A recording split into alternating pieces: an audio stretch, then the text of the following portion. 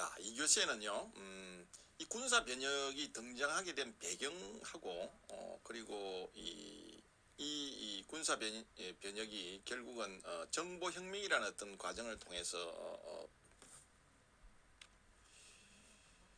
무기체계의 발전과 사회 경제적 변화 이런 요인들이 이제 결국은 하나의 동인이 되었는데 이런 내용들을 좀 살펴보고요. 그리고 이제 이 엘빈 토플러와 하이디 토플러가 주장한 이 전쟁 수행 방식 변화에 대해서 논의를 좀 해보고요. 그 다음에 이 정보혁명과 무기체계 변화에 대해서 좀 논의를 해보려고 합니다. 자, 군사 변혁을 우리가 지난 1시간 1교시에 논의를 했는데요. 이 군사 변혁에 등장하게 된 배경에는요, 우선 이 정보혁명이라는 화두가 있었죠. 자, 21세기에 들어서 이 군사 혁신이나 군사 변혁, 자, 용어를 조금 정리를 하자면요. 자, 이제 일반적으로 우리가 혁신, 뭐 일반 프라이빗 섹터나 또는 퍼블릭 섹터나 우리가 혁신 이야기를 많이 하죠. 이노베이션이라고 그러죠. 군사 혁신. 그래서 군에서도 군사 혁신이라는 말에서 출발을 했습니다. 그래서 이 군사 혁신이 나중에는 이제 군사 변혁이라는 용어로 이제 정리가 되었다고 그랬죠. 그래서 군사 혁신이나 군사 변혁에 대한 용어에 대해서 너무 혼돈을 가지지 말고요. 같은 의미다. 그러나 최종적으로 우리가 쓰고 있는 용어는 군사 변혁이다. 이렇게 이해해 주시면 됩니다. 자, 21세기에 들어서 이 군사 혁신이나 군사 변혁이 강조되는 이유는요. 미래전의 양상이 급격하게 이러한 어떤 정보혁명으로 인해서 바뀔 것으로 전망되기 때문에 군사 변혁이 강조가 되고 있고요. 자, 이 정보혁명은 인간의 일하는 방법을 변화시켜 가고 있죠. 그리고 결국은 이러한 것들은 전쟁의 양상마저 바꿔놓고 있는 것이죠. 자, 엘빈 토플러는 이런 이야기를 했어요. 인간이 전쟁을 하는 방법은 일하는 방법을 반영한 것이다. 이렇게 이야기를 했습니다. 인류 역사상 가장 큰 전쟁 양상의 변화는 이 사회 발전 단계가 전환될 때마다 발생한다고 주장을 했죠. 예를 들면 농업혁명이 일어났을 때 전쟁 양상과 그리고 우리가 19세기 중반 이후에 19세기 후반 산업혁명이 일어났을 때의 이 전쟁의 양상은 판이하게 달랐죠. 이처럼 문명의 발전 단계에 따라서 결국은 전쟁하는 양식도 바뀐다, 양상도 바뀐다는 것이죠. 오늘날의 정보혁명 시대에서 전쟁하는 방법과 과거의 산업화 시대, 산업혁명과 농업혁명 시대에 전쟁하는 방법은 판이하게 달라질 수밖에 없다는 것이죠. 그래서 결국은 인간이 전쟁을 하는 방법은 일하는 방법을 반영을 해서 결국은 전쟁을 하게 된다. 그런 의미죠. 자, 정보혁명은 두 가지로 크게 요약할 수 있어요. 하나는 컴퓨터 성능 향상이고요. 하나는 네트워크 혁신입니다. 정보통신기술의 이제 비약적인 발전에 따라서 우리가 정보를 저장하고 전달하고 또 정보를 생산 배포하는 이런 대변혁이 일어났죠. 그래서 우리가 무어의 법칙이라는 걸 흔히 이야기 많이 하잖아요. 마이크로 프로세스의 연산 능력이 18개월마다 2배로 증가한다는 게 이 무어 법칙인데요. 이 무어의 법칙이 묘사될 정도로 이 정보통신기술은 비약적으로 발전을 하고 있고요. 오늘날에도 지금도 계속 이 순간에도 발전을 하고 있죠. 70년대 이후에 이제 이 정보통신기술이 급격하게 발전을 하고요. 그리고 컴퓨터와 이 네트워크가 이제 상호 결합이 되면서 이 지식과 정보의 생산하고 유통 그리고 이 확대 재생산 속도가 기하급수적으로 이제 증대되면서 정보혁명을 불러왔고요. 이 정보혁명 결과 결국은 우리 사회 모든 분야, 즉 군사 분야도 포함해서 이 제반 분야에서 심대한 영향을 미치고 있고요. 전쟁 환경도 결국은 예외가 될 수 없다는 것이죠. 정보혁명이 전쟁 환경에 영향을 준 두 가지 요소를 꼽아라면 첫 번째는 과학기술 발전에 따른 무기체계의 변화예요. 그 다음에 두 번째는 이 사회 경제적인 요인입니다. 즉 정보혁명이 사회 경제적인 요인을 변화를 시켰고요. 결국은 이 사회 경제적인 요인의 변화가 결국은 전쟁의 양상을 변화시키게 되는 하나의 요인으로 작동을 한다는 것이죠. 그런 의미에서 이 정보혁명은 우선 이 무기체계를 변화를 줬다는 거 하고 사회 경제적인 요인의 변화를 통해서 전쟁 환경에 영향을 줬다는 요 두 가지 요소로 우리가 요약을 해볼 수가 있어요. 자, 지속적인 무기체계 발전을 기반으로 사실 전쟁 수행 방식은 극적으로 변화하게 되죠. 자, 혁신적으로 이제 발달한 이 정보통신 기술로 인해 가지고 새로운 무기체계가 등장하게 되고요.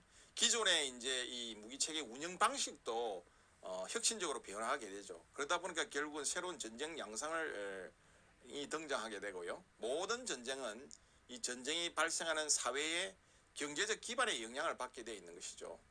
현재와 미래의 전쟁 환경은 오늘날 이 지식 정보화 시대의 사회 경제적 변화가 무한하다고 우리가 이야기할 수가 없는 것이죠.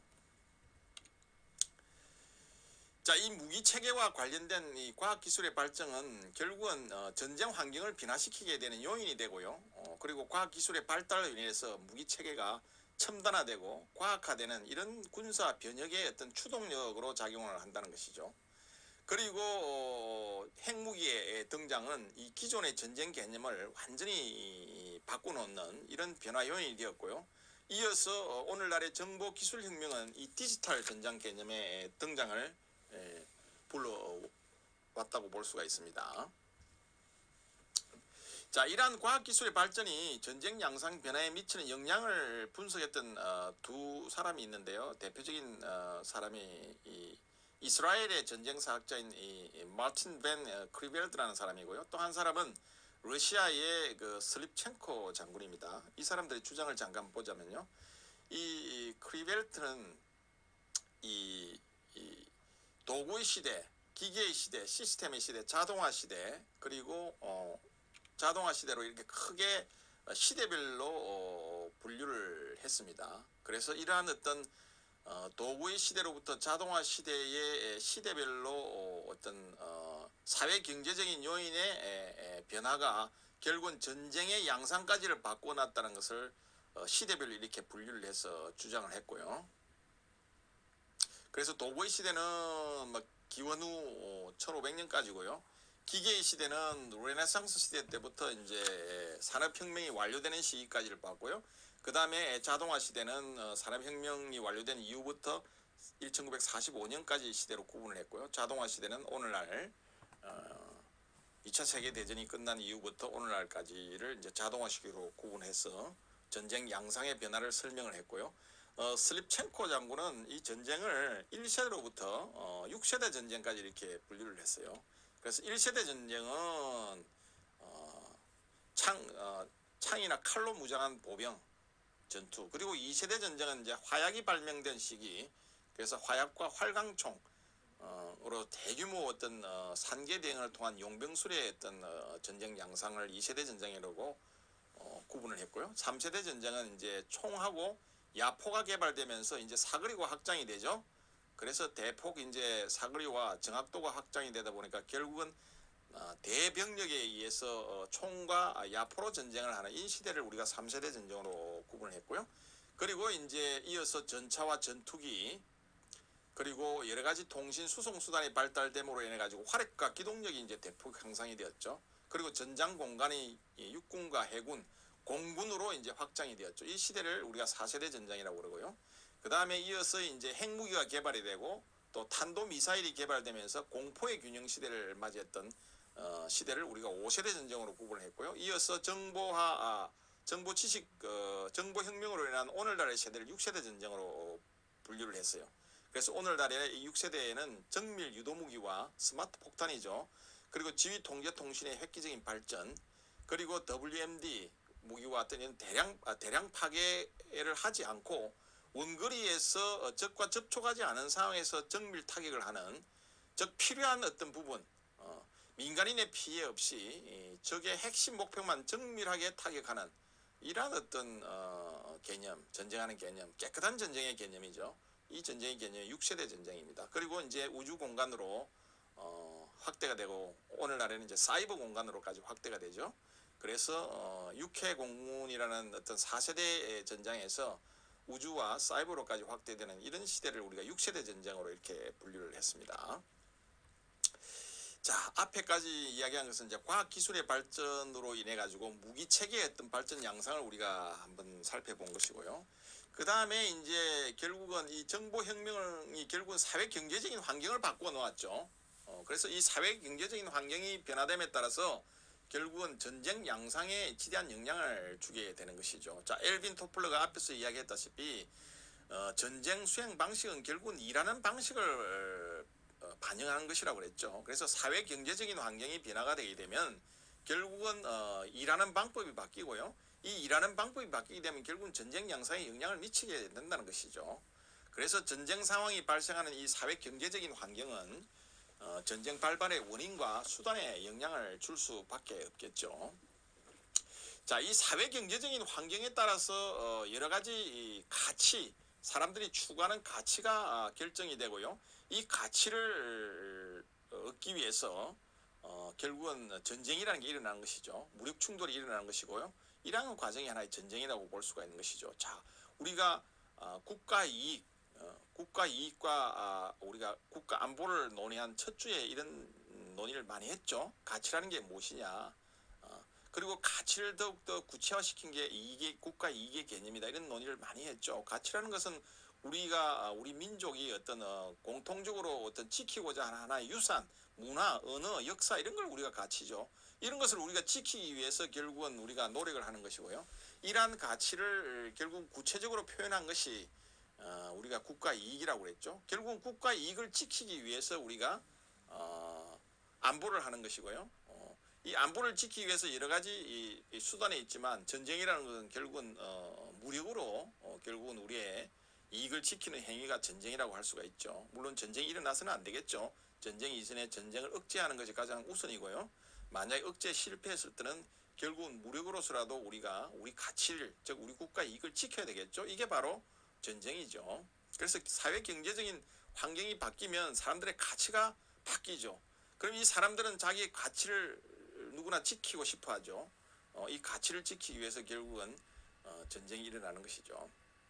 그래서 사회 경제적 환경이 지원할 수 있는 범위 내에서 결국은 전쟁의 수단들이 결정된다는 것이죠.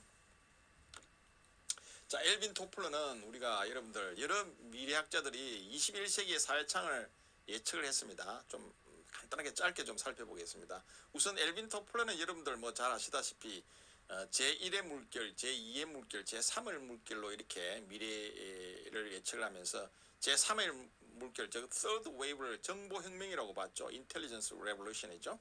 정보혁명의 시대로 봤습니다. 제1물결은 농업혁명이고요. 제2물결은 산업혁명이었고요. 제3의 물결은 정보혁명이었죠. 실제로 엘빈 토플러가 예견한 대로 오늘날은 정보혁명을 통한 제3의 물결 시대를 이미 지나고 있죠. 그 다음에 데니엘 벨이라는 사람은요, 전기 산업사회 그리고 산업사회, 후기 산업사회, 지능화 사회 이렇게 구분을 했는데요. 내용은 유사합니다. 유사하고요. 후기 산업사회를 이제 디지털 시대로 이렇게 예측을 했고요. 산업사회는 이제 우리가 산업혁명을 통한 기술혁명, 전기, 화학 이런 것들이 발달했던 시대고요. 그리고 후기 산업사회는 디지털화 시대를 거쳐서 오늘날의 이제 지능화 사회로 진화할 것이다. 이렇게 이제 예측을 했고요. 그리고 피터 드루커 유명한 경영학자죠. 이 사람은 농업사회, 산업사회, 후기 자본주의사회, 신지식사회 이렇게 이제 경영 분야에 초점을 맞춰서 미래 사회를 예측을 했었죠. 그래서 지식의 폐쇄 시대로부터 시작해서 산업혁명을 거쳐서 생산성에 대한 혁명이 일어나고요. 그리고 이제 신지식 사회에서는 경영혁명이 일어난다고 주장을 했었죠. 그리고 폴 케네디 강대국의 흥망이라는 아주 유명한 책을 쓴 정치학자이죠. 미래학자이기도 하고요. 폴 케네디는 농업사회, 산업사회, 후기산업사회 이렇게 구분을 했습니다. 자, 여러 미래학자들이 여러가지 21세기의 사회상을 예측을 했는데요. 이러한 예측에 공통점이 있어요. 이 공통점은 뭐냐면 21세기는 정보통신기술의 혁신에 의한 정보화 사회가 될 것이다. 실제로 그렇게 지금 21세기는 구현이 되고 있죠. 그리고 정치적으로는 이 정보통신기술의 발전으로 인해 가지고 국가의 경계가 무너질 것이다. 즉 트랜스네이션이죠. 국가의 경계가 무너뜨리면서 기존의 권력 권위에 바탕을 둔 국가의 개서주의적 제도가 약화될 것이다. 자, 개서주의적이라는 말이 조금 어려운데 하이에러키라고 계층적이죠. 계층. 수직적인 계층을 이야기합니다. 수직적인 계층.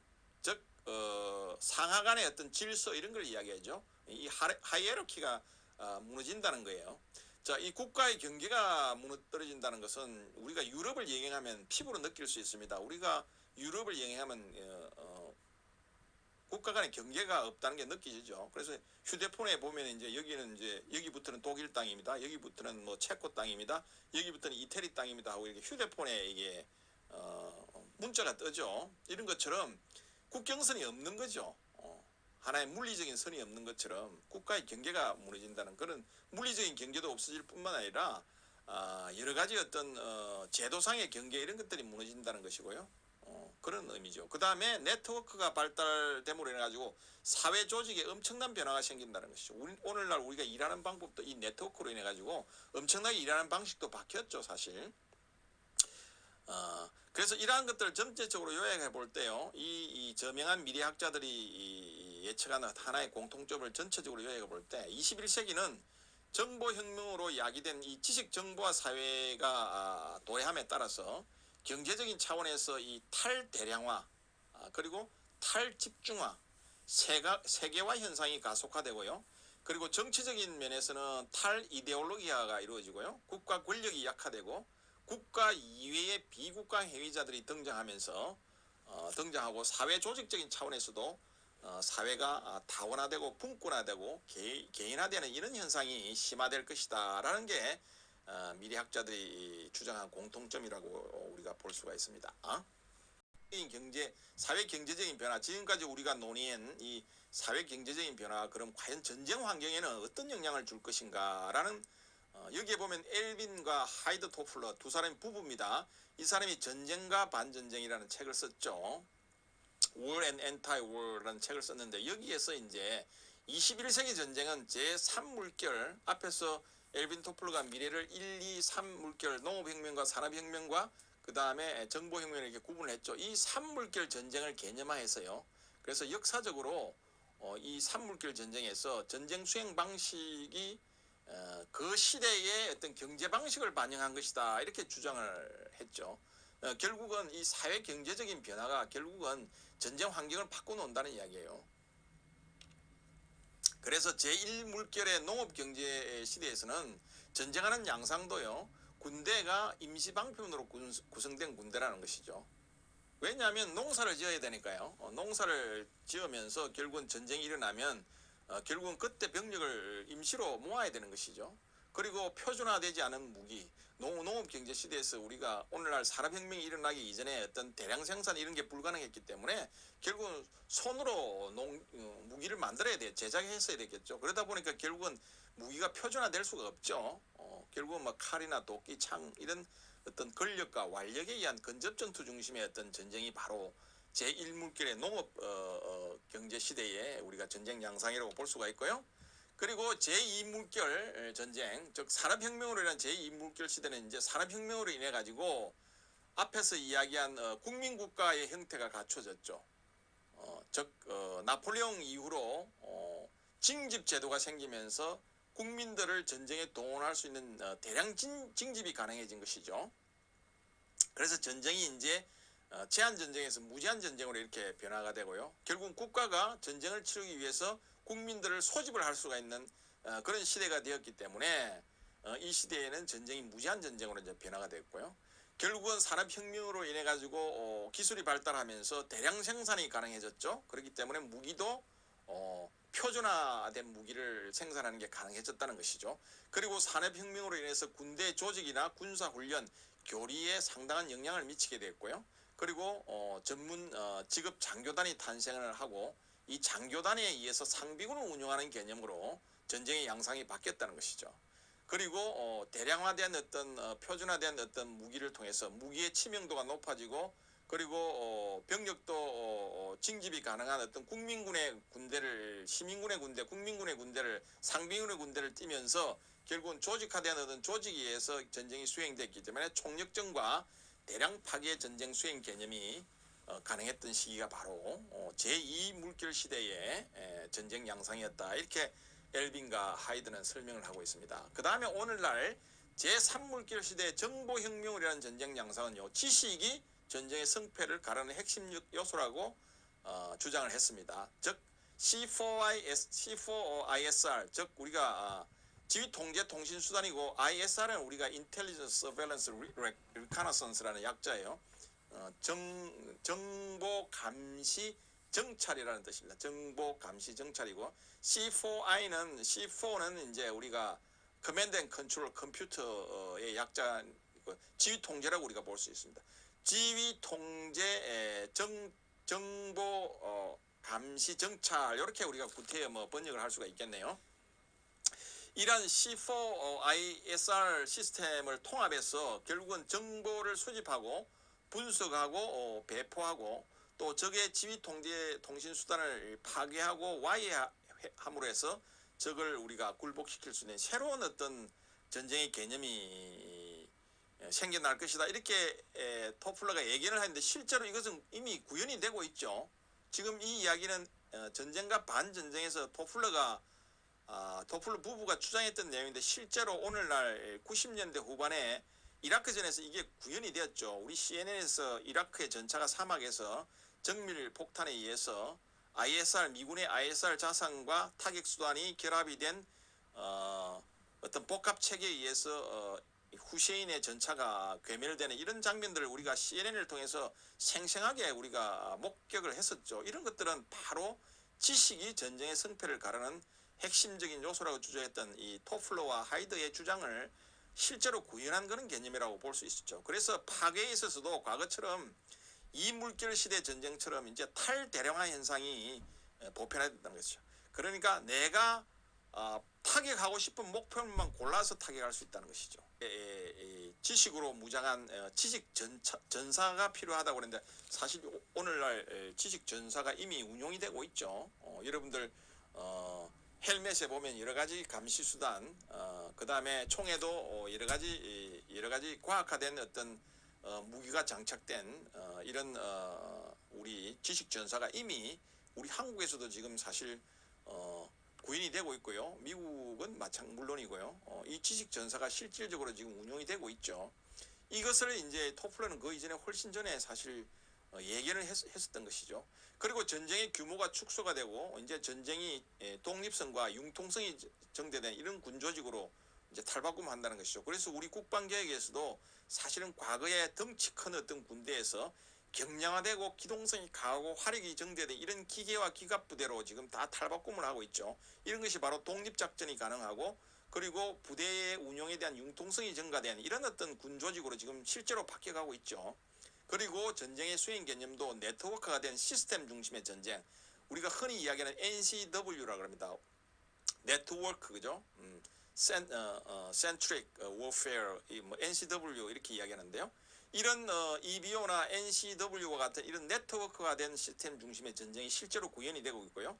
그러다 보니까 결국은 의사결정이 상대적으로 굉장히 빠르죠. 과거에는 우리가 육안으로 또는 페이스 투 페이스로 해야 했던 일들을 사실은 이제 네트워크된 시스템을 통해서 무기 장착도 결국은 네트워크된 시스템을 통해서 자동으로 무기가 장착이 되고요. 그 다음에 정찰 감시 수단의 발달로 인해 가지고 결국은 먼저 적을 이렇게 ISR 자산으로 적을 보면 그러한 데이터가 결국은 전송이 되어서 자동으로 전송이 되어서 사격 통제 시스템에 장입이 되고요. 그 다음에 발사할까 말까의 문제만 지휘관이 결심해서 명령만 내려주면 바로 타격이 되는 이런 어떤 네트워크 중심전이 지금 실제로 구현이 되고 있죠. 그렇기 때문에 인간이 하는 것은 이제는 결국은 판단이에요. 판단. 결국은 공격을 할 것이냐 안 할 것이냐의 판단만 인간이 하면 나머지는 자동으로 모든 것이 시스템에 의해서 이루어지는 전쟁, 이런 것이 실제 구현이 됐고 앞으로 이런 것들이 더욱더 심대하게 이제 구현이 될 것이고요.